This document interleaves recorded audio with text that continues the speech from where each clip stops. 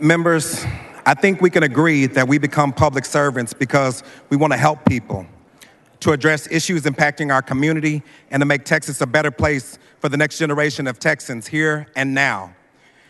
This body has the sometimes impossible task of tackling topics that representatives feel very strongly about and often disagree on. Today, we are debating whether we can trust parents to decide what health care is right for their children and risk setting a dangerous precedent that the Texas government will step in and dictate the choices and lives of Texans simply because we haven't taken the time to understand them or we disagree with their decision.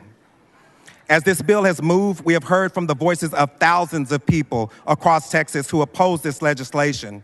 In fact, as a member of the Public Health Committee, we heard during the committee over 3,014 people formally register a position. The overwhelming majority, 2,900, oppose this bill. Building to this day, thousands more continue to share their opposition to this bill.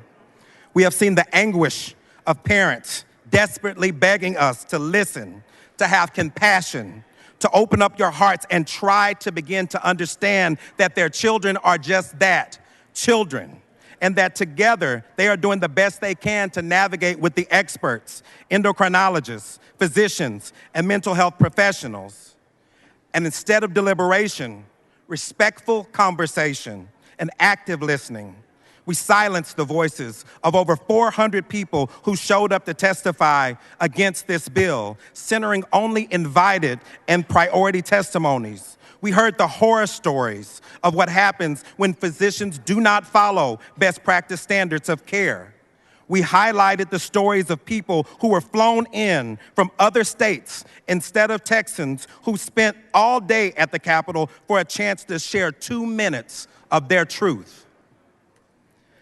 I saw parents crying, constituents huddled together, comforting each other, and felt so much righteous anger. We cut off testimony for the mental health of our committee, but worried none about the mental health impact of our constituents.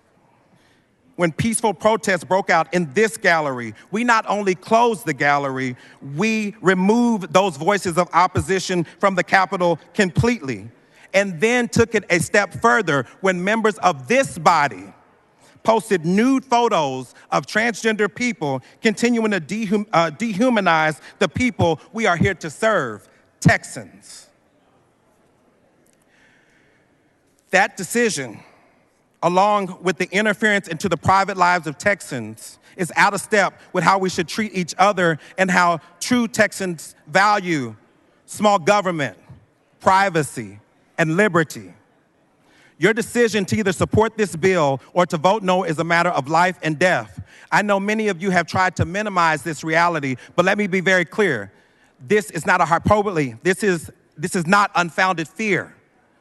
In 2021, a few weeks after Arkansas became the first state in the U.S. to ban health care for trans adolescents, this body received a letter from a Texan. She was a practicing physician in Arkansas overseeing the health care of transgender young people.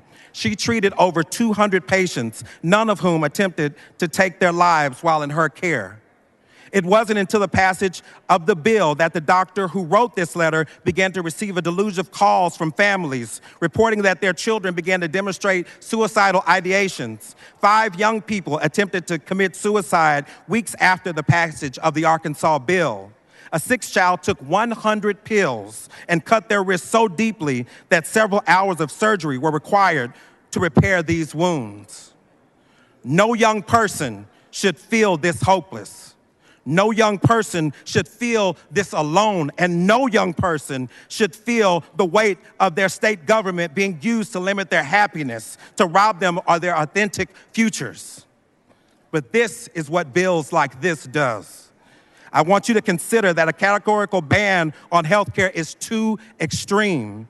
Since we haven't heard from the constituents that we silenced, since we haven't gotten the Texas data that we say we need, since the danger clearly outweighs the benefits, I ask you, what do you want your legacy to be when you leave this body?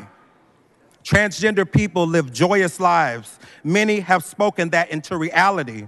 Had we allowed them, you would have heard from Leslie from Frisco, who shared that she transitioned many years ago and have faced her shares of challenges, but none of them have dimmed the joy that she feels every single day at being able to live an authentic life. She has no regrets. You would hear from Ruben, who lives in Austin. Since obtaining age-appropriate health care based on best practices, standards, and with the support of their entire family, friends, and religious community, our daughter has flourished.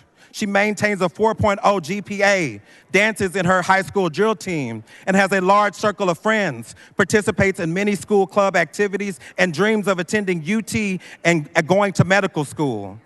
It is ludicrous, ignorant, and hateful to think that parents of transgender children have had some sinister agenda. No parent has ever woke up. Members, please take your conversations outside the rail. No parent has ever woke up in the morning thinking, how can I make my child more vulnerable, more marginalized, more stigmatized, more of a target to this body?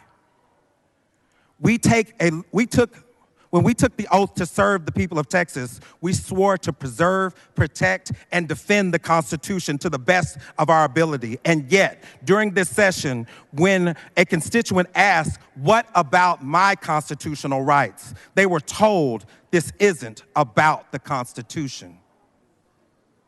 This isn't about the Constitution. Then what are we doing here? When we deny the voices of Texans, we are breaking our oath. We become liars. We become the problem, and we put people in harm's way. Today, I urge this body to remember what you swore to do, to remember what inspired you to service, and to remove the blinders of disinformation and hate.